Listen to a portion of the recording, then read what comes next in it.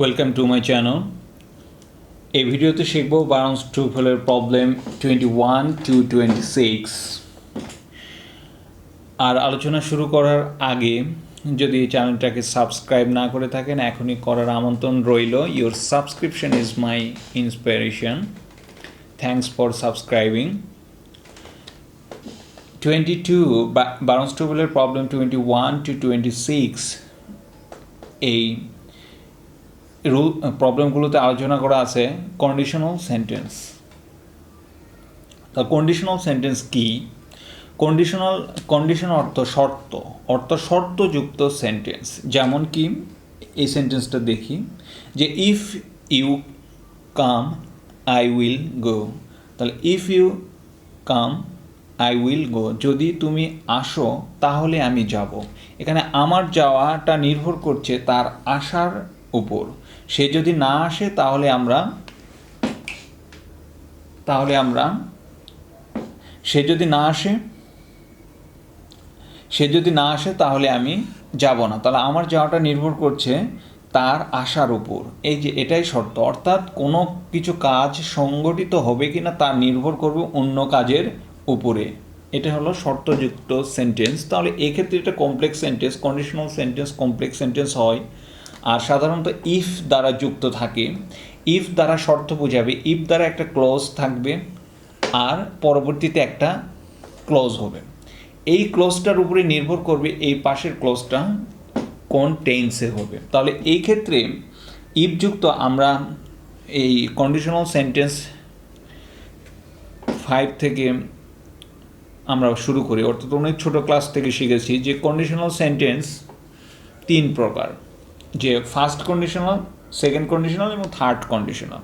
আরও কিছু conditional sentence হিসাবে বিভিন্ন গ্রামারে দেওয়া আছে, যেমন জিরো কন্ডিশনাল, তো এখানে আমরা সব কন্ডিশনাল সেন্টেন্স সম্বন্ধে আলোচনা করব এবং এই ভিডিও শেষ পর্যন্ত দেখলে অবশ্যই কন্ডিশনাল সেন্টেন্স থেকে যেগুলো বিগত সালের বিসিএস সহ বিভিন্ন জব এক্সাম এবং ইউনিভার্সিটি অ্যাডমিশন টেস্টে এক্সামগুলোতে আসছে, অবশ্যই সেগুলো আমরা পারবো এবং কন্ডিশনাল সেন্টেন্স থেকে যে কোনো ধরনের প্রশ্নর আমরা উত্তর করতে পারবো। এবং ব্যতিক্রম যেগুলো আছে, যেগুলো সচরাচর রুলসের থেকে আলাদা, এক্সেপশনাল রুলস, সেগুলো আমরা আলোচনা করব। তাহলে এখানে যে বিষয়টা ছিল যে যদি কি ফার্স্ট কন্ডিশনাল আমরা অতীতে যেভাবে পড়ছি সেভাবে একটু পড়ার চেষ্টা করি। যে ফার্স্ট কন্ডিশনাল কি, প্রেজেন্ট টেন্স থাকবে, প্রেজেন্ট টেন্স এটা যেমন ছিল প্রেজেন্ট টেন্স, আর পরবর্তীতে ফিউচার হবে, এখানে ফিউচার ছিল। তারপরে কি সহজ কথায় তারপরে কি পাস্ট টেন্স থাকবে। এখানে যদি পাস্ট টেন্স থাকতো তাহলে এখানে উইল না হয়ে কি হতো, উড, আই উড অথবা শুড, যাই হোক আমরা সহজ ভাষায় শিখি, উড হয়ে যেত। আর এখানে যদি কি থাকতো, যদি পাস্ট পারফেক্ট থাকতো থার্ড কন্ডিশনাল, তাহলে এক্ষেত্রে উড হ্যাভ অথবা শুড হ্যাভ, কুড হ্যাভ ইত্যাদি বসতো। অর্থাৎ এখানে কি হতো, থার্ড কন্ডিশনালে পড়েছিলাম ইফ ইউ হ্যাড কাম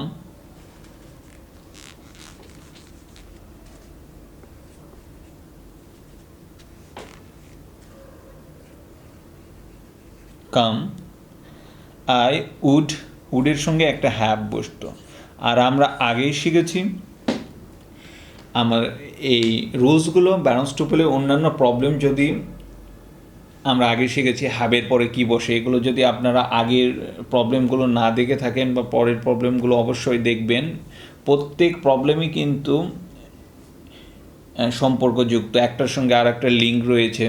অন্যান্য ভার্বের যে ভিডিওগুলো ছিল সেগুলো যদি না দেখে থাকেন, অন্যান্য প্রবলেম যদি না দেখে থাকেন, তাহলে ডিসক্রিপশন বক্সে লিঙ্কগুলো রয়েছে, আপনারা দেখে নেবেন। ওখানে আমি ভার্ব সম্বন্ধে আলোচনা করেছি যে হ্যাভ ভার্বের যে ফর্মগুলো আছে, have, had, has, having, to have, এগুলোর পরে যদি আবার একটা ভার্ব থাকে অবশ্যই ভার্বের পাস্ট পার্টিসিপল হয়। তাহলে এক্ষেত্রে কী হবে, উড হ্যাভের পরে গন হয়ে যাবে, অর্থাৎ ভার্বের পাস্ট পার্টিসিপল হিসেবে। এটা হলো থার্ড কন্ডিশনাল। এটাই হলো কন্ডিশনাল সেন্টেন্স সম্বন্ধে খুবই সহজ কথা, যে ইফ যুক্ত। আর এই বিষয়টা আর একটা বিষয়, এই ইফ যুক্ত ক্লজটা আগে না থাকলেও কোনো সমস্যা নাই, এই ক্লজটা কিন্তু পরেও থাকতে পারে, অর্থাৎ এখানে না থেকে এখানেও থাকতে পারতে, এই কথাটা এখানেও থাকতে পারে। অর্থাৎ প্রথমে কিন্তু এই কন্ডিশনাল এই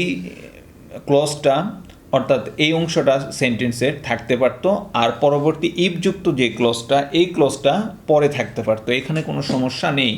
প্রথমে যদি ইফযুক্ত ক্লজ থাকে কমা হয়, আর যদি প্রথমে এই ক্লজটা থাকে তাহলে এই অংশটা পরবর্তীতে বসে যাবে, কোনো কমা বসবে না। এটা একটা খুবই সহজ বিষয়, সেক্ষেত্রে একই নিয়ম প্রযোজ্য।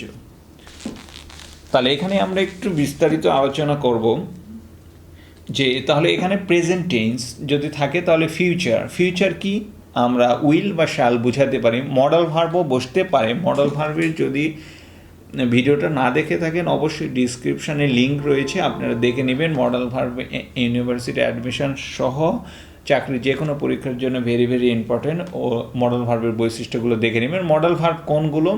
এখানে মডেল ভার্বের প্রেজেন্ট ফর্ম যেগুলো আছে সেগুলো বসবে, যেমন ক্যান, মে, আর ক্যান, মে, মাস্ট, এগুলো বসবে। এগুলোর যে পাস্ট ফর্ম বসবে না।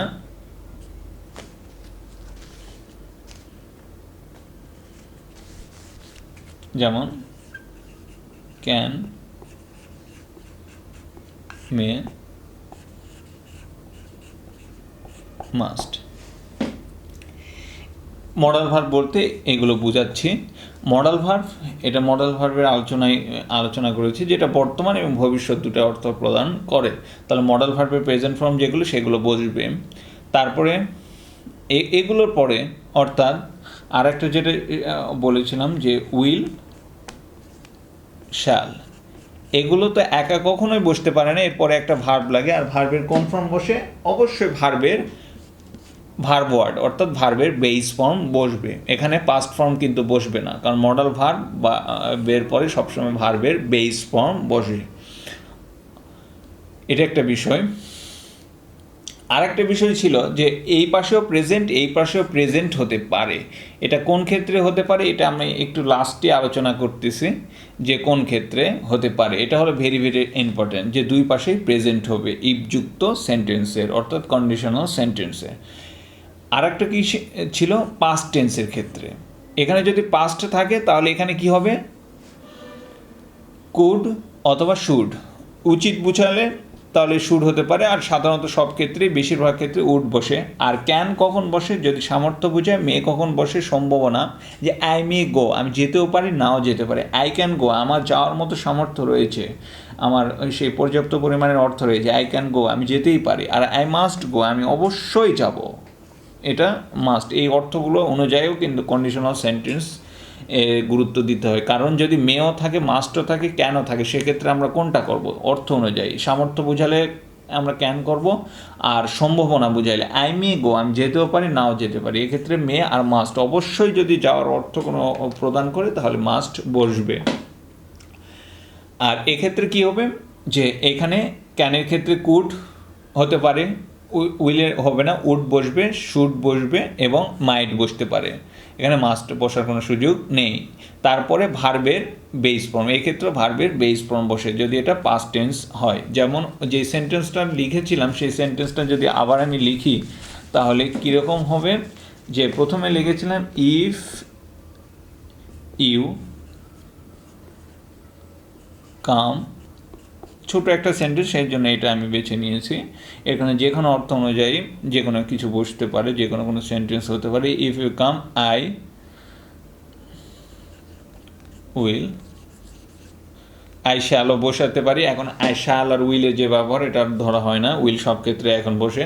আমরা এখানে শ্যালও বসাতে পারতাম যদি মনে করেন যে শ্যাল বসাবো, শ্যাল শুনতে ভালো শোনায় বা আপনারা দেখে অভ্যস্ত, তাহলে কোনো সমস্যা নেই, শ্যাল বসালাম। তাহলে আই শ্যাল গো। এটা কোনটার ক্ষেত্রে? ফিউচারের ক্ষেত্রে। আই মে গো এখানে বসতে পারে, আই ক্যান গো এখানে বসতে পারে, কোনো সমস্যা নেই। আর এখানে যদি কি থাকতো, পাস্ট টেন্স থাকতো, এই পাস্ট, তাহলে এখানে শ্যাল না বসে কি বসতো, শুড বা কুড, উড বসতো, এটাই। আর যদি কি বলেছে পারফেক্ট, পারফেক্টের স্ট্রাকচারটা কি, এখানে হ্যাড থাকবে, তারপরে পাস্ট ফর্ম থাকবে, তাহলে কাম। তার এখানে কি হয়ে যাবে, আই should have gone, এটাই তিনটা কন্ডিশনাল সেন্টেন্স। তাহলে এই ক্ষেত্রে আর একটা জিনিস আমরা শিখব এই তিনটার মধ্যেই, তারপর আমরা চলে আসব যে জিরো কন্ডিশনাল বা প্রেজেন্ট কখন হয়। তার আগে আমরা দেখুন এটা একটু করার চেষ্টা করুন, যে if I had a car,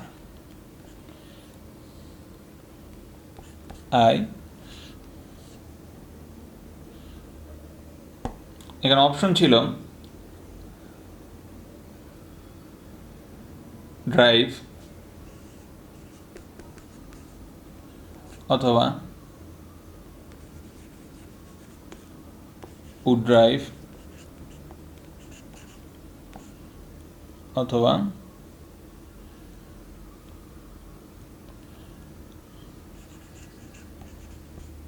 would have driven। এটা পরীক্ষায় এসছে যে এখানে কি বসবে, এখানে কোনটা বসবে, গ্যাপে কোনটা বসবে। যে প্রথমে ড্রাইভ, এখানে উইল দিলাম, উইল, তাহলে if I had a car I will অথবা I shall drive, I would drive, I would have driven. তাহলে এখানে কোনটা বসবে, তাহলে প্রথমে আমাদের বুঝতে হবে এটা কোন কন্ডিশনাল সেন্টেন্সে পড়ছে, ফার্স্ট কন্ডিশনাল, সেকেন্ড কন্ডিশনাল নাকি থার্ড কন্ডিশনাল। অনেক স্টুডেন্টে কি করে, অনেক পরীক্ষার্থী কি করে, যেখানে হ্যাড দেখে মনে করে এটা থার্ড কন্ডিশনাল এবং উড হ্যাভ বসানোর চেষ্টা করে, এটা কিন্তু ভুল। এটা বসবে সেকেন্ড কন্ডিশনাল, এখানে হ্যাড রয়েছে, হ্যাভের পরে কিন্তু V3 নাই, V3 না থাকলে এটা সাধারণত কি, কোন কন্ডিশনাল, সেকেন্ড কন্ডিশনাল, অর্থাৎ পাস্ট ফর্ম। হ্যাভের হ্যাভ মানে আছে আর হ্যাড মানে ছিল, তাহলে এটা হলো পাস্ট ফর্ম, অর্থাৎ এখানে উড ড্রাইভ বসবে, অর্থাৎ এটা সেকেন্ড কন্ডিশনাল। এই হ্যাডযুক্ত একটা কনফিউজ, যেহেতু পরীক্ষার সময় আমাদের এত ভাবনার কোনো সময় থাকে না এবং মাথাটাও ঠান্ডাভাবে কাজ করে না, সেক্ষেত্রে হ্যাড থেকে আমরা তাড়াতাড়ি করতে গিয়ে কিন্তু আমরা ভুল করে ফেলি, এটা একটা বিষয় ছিল। আর একটা ব্যারস্টোফেলের একটা রুলসই আছে, এটা হলো 25, প্রবলেম 25-এ আছে যে if the party was on Friday, তাহলে I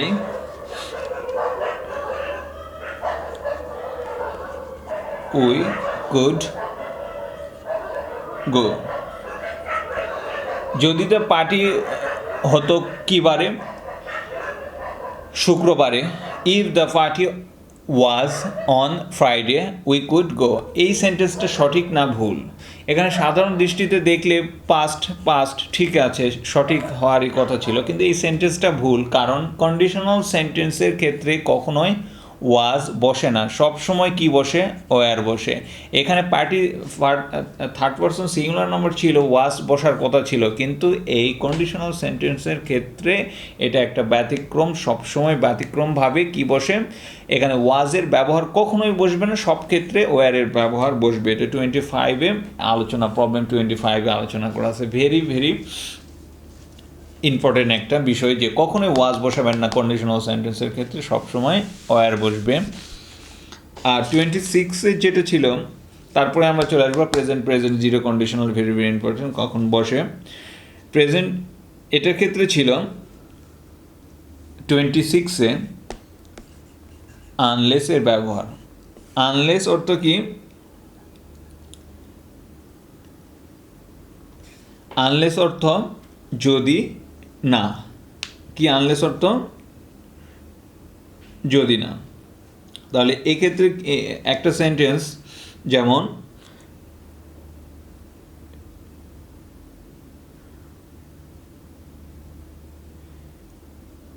unless,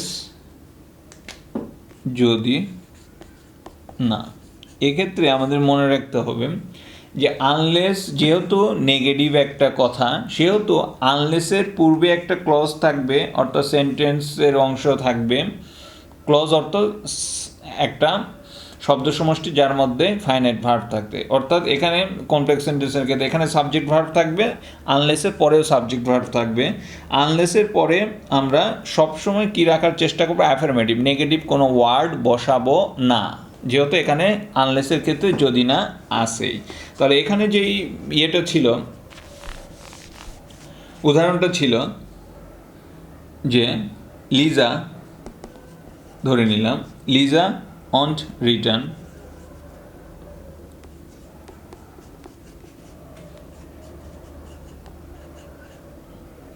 won't return unless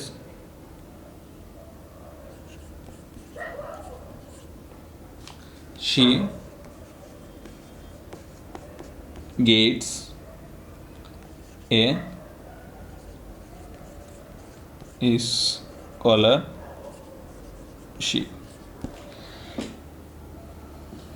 তাহলে এখানে কি হয়েছে, এখানে ফিউচার হয়েছে, ফিউচার, আর এখানে আনলেস আছে, তারপরে কি প্রেজেন্ট টেন্স হয়েছে। এখানে নট কথাটি ছিল, এই পরে কিন্তু নট কথাটি বসবে না, কারণ আনলেসের পরে কখনো কি বসে না, সাধারণত কখনোই নেগেটিভ ওয়ার্ড বসে না। নেগেটিভ ওয়ার্ড যদি থাকে তাহলে সেই সেন্টেন্সটা ভুল হয়ে যাবে। এই আনলেস দ্বারা পরীক্ষায় কিন্তু বারবার আসে, এবং চুজ দ্য কারেক্ট সেন্টেন্সও বহুবার আসে, এবং এখানে গ্যাপ আকারেও বহুবার আসে। তাহলে এটা একটা বিষয় যে লিজা অন্ট রিটার্ন, রিটার্ন সে করবে না unless she gets a scholarship. এ হলো বিষয় যে আনলেসের ব্যবহারটা আমরা শিখলাম, যে মেন বিষয় এই পাশে ফিউচার থাকলে পরবর্তীতে কি হয়, প্রেজেন্ট টেন্স হয়, এটা একটা বিষয়। আর আনলেসের পরে নেগেটিভ ওয়ার্ড আমরা বসাবো না, ডাজন্ট গেট, ডিডেন্ট গেট, এগুলো আমরা বসাবো না। এটা হলো 26-এ ছিল, খুবই সহজ, ততটা ইম্পর্টেন্ট না, তারপরে পরীক্ষায় কয়েকবার আসছে। আর প্রেজেন্ট প্রেজেন্ট এটা হলো ভেরি ভেরি ইম্পর্টেন্ট একটা বিষয়, যে কখন প্রেজেন্ট দুই পাশে প্রেজেন্ট হয়। আমরা সাধারণত পড়েছিলাম if you come I will go, এখানে কখন আই উইল বা শ্যাল অথবা ক্যান অথবা মে অথবা মাস্ট বসছে, কিন্তু কখন দুই পাশে প্রেজেন্ট হয়। এক্ষেত্রে মনে রাখতে হবে 21-এ এটা আলোচনা করা আছে, বার্নস্টুফেলের প্রথম যে রুলস আছে এটা দ্বারা শুরু। যদি বৈজ্ঞানিক সত্য হয়, সায়েন্টিফিক ট্রুথ বা সায়েন্টিফিক রেজাল্টস এর ক্ষেত্রে দুই পাশেই প্রেজেন্ট হয়।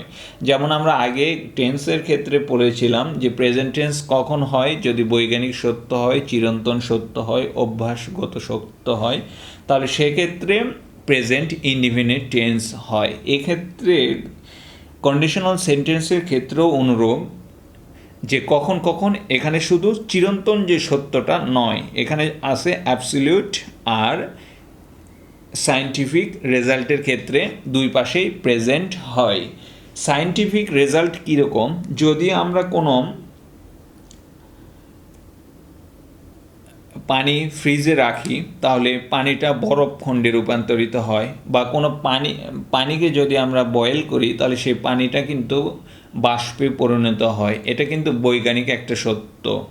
আবার অ্যাবসলিউটের ক্ষেত্র কীরকম, এটা হলো অটোমেটিক রেজাল্টের মতো, যেমন কোনো কিছুর যদি চাহিদা বৃদ্ধি পায় তাহলে দামটাও বেড়ে যায়, বা দামটা যদি বৃদ্ধি পায় তাহলে চাহিদাটা কিন্তু কমে আসে। এই যে কাউকে করতে হচ্ছে না, দামটা চাহিদাটা কমাতে হচ্ছে না, চাহিদা অটোমেটিক কমে যাচ্ছে, দামটা বাড়ার সঙ্গে সঙ্গে চাহিদাটা কমে যাচ্ছে। এরকম কিছু উদাহরণ বার্নস্টুফেলে আছে, যেমন সায়েন্টিফিক ট্রুথের ক্ষেত্রে আছে ইফ ওয়াটার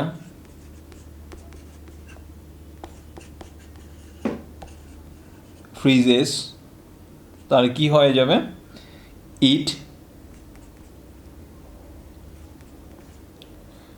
it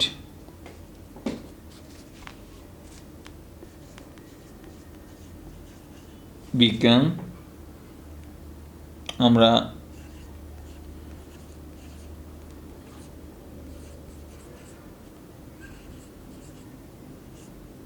অথবা will become কি হয়ে যাবে a solid। তাহলে এক্ষেত্রে 25 এ এটা ছিল দ্য ওয়াটার ফ্রিজেস, তাহলে কি ইট বিকেম, এখানে কোনটা হবে? এখানে আমি বলেছিলাম যে একটা বৈজ্ঞানিক একটা সত্য যদি আমরা ফ্রিজেস করি তাহলে এটা সলিডে রূপান্তরিত হবে। তাহলে এখানে প্রেজেন্ট, দুই পাশেই প্রেজেন্ট বসবে, অর্থাৎ ইট ছিল third person singular number s বাই এ যুক্ত হবে। তাহলে অ্যান্সার হবে কিন্তু ইট বিকামস এ সলিড। তাহলে এটা হলো একটা বিষয়, এই তিনটার মধ্যে কোন ভার্বটা হবে? বিকাম হবে না বিকেমস হবে না উইল বিকেম হবে? অবশ্যই বিকেমস হবে। কিন্তু অপশনে যদি বিকেমস না থাকে উইল বিকাম থাকে তাহলে কিন্তু বিকামটাই উইল বিকামটাই অ্যান্সার হবে। এখানে বিকাম শুধু তো হওয়ার সুযোগ নাই, বা বিকেম থাকলে হওয়ার সুযোগ নাই, হয় কি হবে প্রেজেন্ট হবে। কিন্তু প্রেজেন্ট না থাকে যদি অ্যান্সারে কি থাকে, অপশনে কি থাকে, শুধু ফিউচার থাকে, তাহলে কিন্তু অ্যান্সার ফিউচারটাও আমাদের কারেক্ট করতে হবে। আবার যদি এরকম থাকে যে যদি অপশন এতে আছে বিকেম, বিকামস আছে, অপশন সিতে আছে বিতে আছে বিকামস, সিতে আছে উইল বিকাম, ডিতে আছে শুধু বিকেম, তাহলে কি হবে? যদি বি প্লাস সি থাকে অ্যান্সার কিন্তু বি প্লাস সি হবে। কারণটা হলো এক্ষেত্রে বৈজ্ঞানিক সত্য বা অটোমেটিক রেজাল্ট বা অ্যাবসলিউট রেজাল্ট যাই থাকুক না কেন, এক্ষেত্রে ফার্স্ট কন্ডিশনারের রুলস অনুযায়ী যে ফিউচারও হতে পারে প্রেজেন্টও হতে পারে, এখানে বৈজ্ঞানিক সত্যের ক্ষেত্রেও অর্থাৎ জিরো কন্ডিশনাল ক্ষেত্রেও। এক্ষেত্রে মনে রাখতে হবে অপশনে যদি দুটাই থাকে তাহলে আমরা প্রেজেন্ট টেন্স, দুই পাশেই প্রেজেন্ট টেন্স নেব, এটা প্রেজেন্ট টেন্স ভুল না। আর যদি অপশনে শুধু ফিউচার থাকে তাহলে শুধু ফিউচার নেব, আর যদি অপশনে দুটাই থাকে প্রেজেন্ট টেন্স নেব, ফিউচারটা নিব না। আর অপশনে যদি এ প্লাস বি, পরীক্ষায় একবার আসছে যে এই কন্ডিশনাল সেন্টেন্সে বৈজ্ঞানিক এই ট্রুথ বা বৈজ্ঞানিক যে সায়েন্টিফিক রেজাল্টটা ছিল রেজাল্টটা উঠাই দিছে এবং অপশনে প্রেজেন্ট টেন্সও ছিল ফিউচার টেন্স ছিল, ডি নাম্বার অপশনে ছিল এ প্লাস বি। এই ক্ষেত্রে কিন্তু এ প্লাস বি অ্যান্সার হবে, অর্থাৎ এই জিরো কন্ডিশনাল, অর্থাৎ ওটা যদি বৈজ্ঞানিক কোনো সত্য বা অ্যাবসলিউট রেজাল্ট বোঝায় তাহলে প্রেজেন্ট হয় ফিউচারও হয়, কিন্তু প্রেজেন্টটা বেশি কারেক্ট। এগুলো কন্ডিশনাল সেন্টেন্স সম্বন্ধে আলোচনা। এছাড়াও যদি আপনাদের কোনো প্রশ্ন থেকে থাকে কন্ডিশনাল সেন্টেন্সের উপর অবশ্যই কমেন্ট বক্সে কমেন্ট করবেন। আর বারন্স টুফেলের যদি অন্যান্য প্রবলেম না করে থাকেন তাহলে অবশ্যই ডিসক্রিপশান লিঙ্ক থেকে দেখে নেবেন, কারণ প্রত্যেকটা রুলসই প্রত্যেকটা প্রবলেমই কিন্তু অবশ্যই লিঙ্ক রয়েছে। যদি আমরা প্রত্যেকটা প্রবলেমই পড়ি তাহলে সব প্রবলেমই আমাদের জন্য সহজ মনে হবে। আর আমার চ্যানেলটা যদি সাবস্ক্রাইব না করে থাকেন এখনই সাবস্ক্রাইব করার আমন্ত্রণ রইল। Your subscription is my inspiration. Thank you.